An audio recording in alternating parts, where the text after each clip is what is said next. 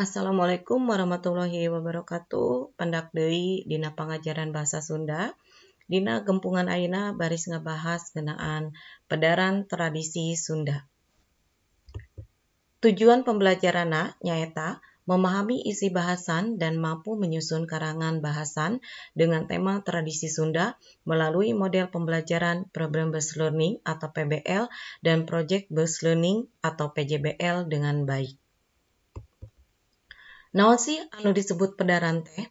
Pedaran teh nyaeta mangrupa tulisan anu medar hiji pasoalan dumasar kana fakta-fakta nu kapanggih, boh dina hasil panalungtikan, boh tina pangalaman sorangan.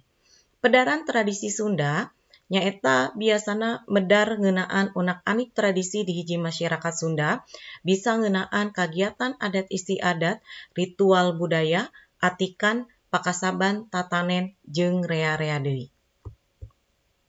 Anu disebut tradisi nyaeta mangrupa kebiasaan adat tali paranti anu turun-tumurun ti karuhun anu masih dilaksanakeun dina paumbuhan masyarakat.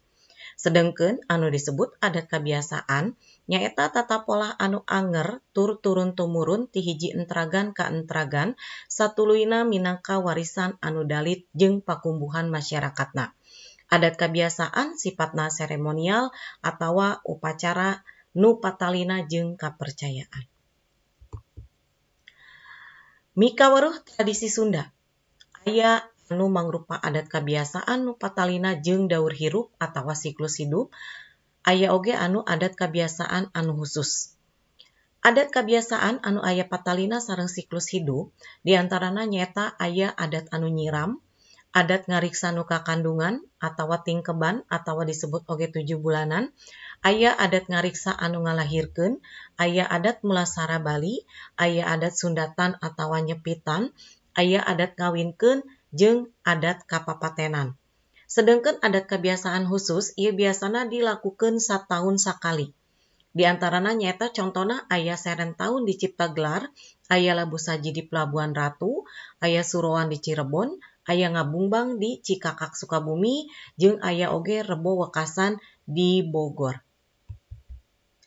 Wangun tulisan pedaran di antarana aya dina wangun argumentasi nyaeta wacana nu eusina ngajentrekeun jeung nerangkeun bener henteuna hiji perkara dumasar kana alasan anu kuat nepi ka percaya jeung ngahudang pamaca pikeun milampah hiji pagawean. Nu kadua, aya wangun deskripsi. Nyaeta tulisan nu ngagambarkeun objek, tempat atawa kajadian sacara jentre ka pamaca siga nu ngarasakeun langsung eta kajadian nu digambarkeun dina wacana. Nu katilu, nyaeta aya dina wangun narasi. Nyaeta tulisan anu nyaritakeun lumangsungna hiji kajadian ti mangsa ka mangsa kalawan ngaruntuy turut runut. Nu kaopat aya dina wangun eksposisi, nyaeta wacana nu eusina ngajentrekeun tur medar hiji objek, prosesna kumaha, tujuanna saperti naon jeung gunana pikeun naon. Biasana tulisan bahasan mah ilaharna sok make wangun tulisan campuran. Contona misalna wangun deskripsi jeung wangun narasi atawa wangun narasi jeung argumentasi jeung saterusna. Struktur pedaran aya 3, nu kahiji nyaeta aya bubuka. Ieu eusina midangkeun hal-hal anu sifatna umum perkara eusi pedaran. Nyaeta alasan milih jejer atawa topik. Pentingna jejer atawa topik, legana pedaran. Watesanan jejer pedaran, tujuan jeung gunana pedaran.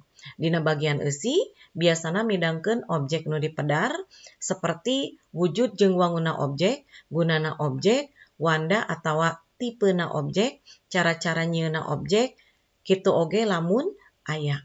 Dina panutup eusina midangkeun 2 hal, nyaeta kacindekan dina eusi pedaran sarta aya saran-saran anu ditulis. Sawatara cara nu bisa dilaksanakeun sameme nulis karangan pedaran diantarana nyaeta nu kahiji netepkeun pasoalan atawa perkara nu rek ditulis, nu kadua ngumpulkeun bahan atawa data, nu katilu mikiran judul nu matak ngirut kanu maca. Nu kaopat nyusun rangkai karangan, nu kalima mekarkeun rangkai karangan jadi alinea-alinea nepi ka jadi karangan anu gembleng atawa anu utuh. Nu kagenep nyaeta nyarungsum karangan nu geus jadi. Jadi saumpama karangan pedarana atos rengsek, Mangga disarungsum heula diedit deui bilih aya kecap atawa kalimah anu kurang pas. Teknik dina nulis karangan pedaran aya 5 diantarana nyaeta aya teknik identifikasi, nyaeta neangan jeung medar ciri-ciri, nu kadua aya teknik klasifikasi, nyaeta neangan jeung nyieun papasing, nu katilu aya teknik definisi, nyaeta neangan jeung mere wangenan, nu kaopat aya teknik ilustrasi atawa neangan mere jeung gambaran, nu kalima aya teknik proses, nyaeta neangan jeung mere gambaran proses. Mung sakitu kanggo materi pedaran tradisi Sunda. Hatur nuhun kana perhatosanana. Wassalamualaikum warahmatullahi wabarakatuh.